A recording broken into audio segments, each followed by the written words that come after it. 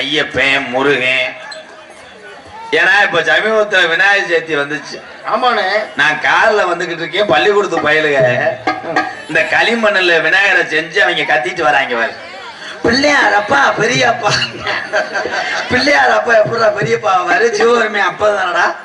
ஏன்னா குழந்தையும் தெய்வமும் ஒன்று. இதே இந்திரா நகர்ல குழந்தைகளை பூரா நல்லா படிக்க வைங்க ஆத்தாக்கலாம். ஏன்னா படிப்பு தான் அவசியம். படிச்சா நீ எதையும் சாதிக்கலாம். அதுதான் அறிவு இருந்தால் எதையும் சாதிக்கலாம். அப்ப எல்லாம் வயசானவங்க எல்லாம் பசு தெரியாது. யாராவது நின்றா வயசானவங்க எல்லாம் கேட்பாங்க, எப்போ இந்த வண்டி எங்க சாமி போதும், மதுரை போதா அப்பு. அது நல்லவனா இருந்தா இந்த வண்டி போலத்தான். சில பேர் தண்ணியை போட்டு கிருத்திரம் முடிச்சவன் அன்னைக்கெல்லாம் ஒரு கிளவியை ஏற்றி விட்டேன், இது மதுரை போகும் தான். அது ஏறி உட்காந்துருக்கு. அந்த வண்டி ராஜபாளையம் போற வண்டி. இறங்குத்தானா அதை எங்கட இறக்கி விடுவாங்க. அதனால படிப்பு அவசியம். அதே மாதிரி பெரியவங்கள்லாம் சிறியவங்களை விட்டு தள்ளி இருப்பதே நல்லது. என்னன்னா சின்ன பயல்களோட சேர்க்கை பெரியவங்க சேராது, அப்புறம் உங்களுக்கு மரியாதை கிடைக்காது. அப்ப இதே இந்திரா நகர்ல ஒரு பெரியவர் இருப்பாரு. இந்த இடத்துல ஒரு 4 பேர் பாஞ்சு கிடந்தாங்கன்னா இங்க இருந்து வருவார். அது எவன்டாவே ரொம்ப நேரம் சண்டை கொடுக்குறீங்க, ஐயா ஐயா வர்றாரா, கையில இறக்கி விடுவாங்க. பீடி இருந்தாலும் காலில் ஓட்டு மிதிச்சுக்கிட்டு இந்த போறாமையா போங்கடா, அடிக்க அடிச்சு கூடாது, பிரிச்சு விடுவேன் போடான். இப்ப அதே பெரிய ஆளை 4 பேர் பாயும் போது சொல்ல சொல்லு, அது எவன்டா, அவன் வேட்டியை மடிச்சு கட்டிடுவேன் 4 பேரும். என்ன எவன்டான்றிய, என்ன இல்ல எவன்டான்றிய என்னடா, அடிச்சு பாத்துக்கிறோமா. ஏன் நான் பெரிய மனுஷன் நக்க போடா. ஏன் அப்படின்னா சேர்க்கை. இவன் சின்ன பெரியாள் வர்றான்னு ஓரமா தண்ணி அடிக்கிறேன், இலவாட்டம் போறான்.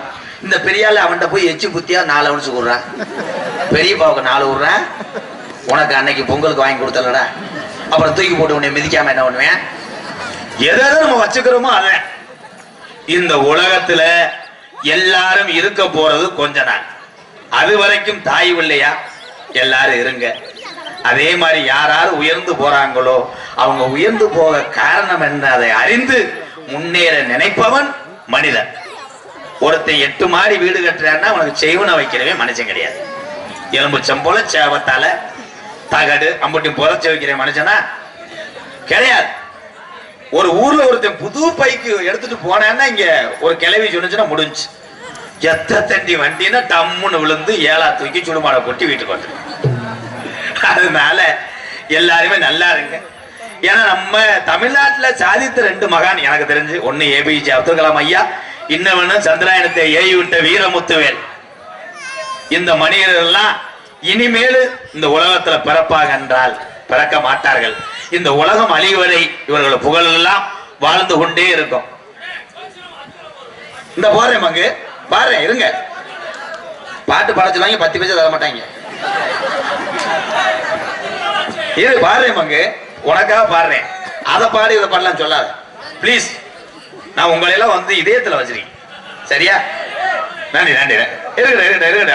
இருக்கணும்னே, நாடத்தை கெடுக்கிறதுக்குன்னு 2 பேர் இருப்பாங்க. எனக்கு பிடிச்சான்னு சொல்றேன், கல்யாணம் பண்ணி வைக்கிறேன், கல்யாணம் பண்ணிக்கிறேன், கல்யாணமே பண்ண மாட்டேங்கிறேன்.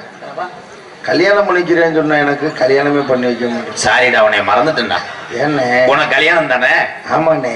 என்னால திடீர்னு அண்ணனால பொண்ணு பார்க்க முடியாது. உன் உடம்புக்கு நீ என்ன பண்றீங்கன்னா, புதுக்கோட்டை போனவனே தெக்கதேன் சுடுகாடு, ஒரு மம்பட்டியும் கடப்பறை எடுத்துக்க, மழை வெயில துளியாது. நல்ல 4 அடிக்கு தோண்டினா உங்க அப்பத்தாவோட நெஞ்செலும்பு அதுல கிடக்கணும். அதை எடுத்து நக்கிக்கிட்டே மாட்டேன். இவன் மண்டையை பார்க்கும் போது எனக்கு அப்படியே அரையணும் போலே இருக்கு. இப்படி ஒரு மண்டையாடா முருகா படுத்துறான். ஏன் சொல்ல வரேன், ஏவுகணை நாயகன், இளைஞருடைய எழுச்சி நாயகன், அவருடைய பழைய சரித்திரங்கள்லாம் படிங்க. ஏன்னா படிக்கும்ன்ற காலத்துல ஏபிஜே அப்துல் கலாம் என்ன செஞ்சாருன்னா, தன்னுடைய தாய் தந்தையை கஷ்டப்படுத்தாம வீடு வீடா வாடகை சைக்கிள் எடுத்துட்டு போய் அதிகாலையில பேப்பர் போட்டு அதுல வரக்கூடிய வருமானத்தை வைத்து படித்து பட்டம் பெற்றவர் தான் ஏபிஜே அப்துல் கலாம் ஐயாவர். அவர் மாதிரி மனிதனை பார்க்க முடியுமா? ஏதாவது ஒண்ணு சாதிக்கணும்னு நம்மால் நல்லா சாதிக்கிறேன். முதல் 1 ஓட்டர் அடிச்சு ஒம்மட்டு முனே, இப்ப பழகிருச்சுனே, ஒரு புல்லு தாங்குதுனே. இது சாதனையாடா? இது சாதனையா? சாதிக்க வேண்டும். திருமணம் எல்லாம் பழைய காலத்துல நாகரிகமா நடந்துச்சு. அப்ப எல்லாம் அப்பா அம்மா சேர்ந்து மயனை சொல்லுவாங்க, டேய் உனக்கு கிழக்க ஒரு பொண்ணு பார்த்துருக்கா மய மறுப்பே பேச மாட்டேன். எப்பா நீங்க யார கல்யாணம் பண்ண சொன்னாலும் நான் பண்றேன்ப்பா அப்படி இருந்தவங்க. இப்போ அப்படி கிடையாது. பரிசம் போட்டாங்க. ஒரு வருஷத்துக்கு முன்னாடி கல்யாண மேடையில பார்த்தா பொண்ணு நிறமாசமா உட்காந்துருக்கு. எனக்கெல்லாம் சரியான கோவம். ஒரு கல்யாணத்துக்கு போயிட்டு பொண்ணு நகல மாட்டாம வருது. நிற பிரச்சனை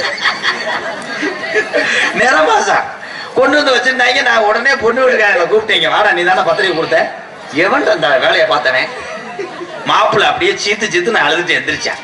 ஏன்னு அந்த ஊருக்கு பார்த்தவே நான் தானே. ஏன் அப்படி செஞ்ச அப்படின்னு.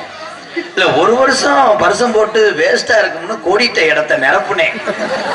லைட்டா சல்லிய குறைச்சுன்னு காங்கிரீட் போட்டு எப்படியோ பில்லர் சாஞ்சிருச்சு அப்படின்னு கொலையை அத்துட்டானே.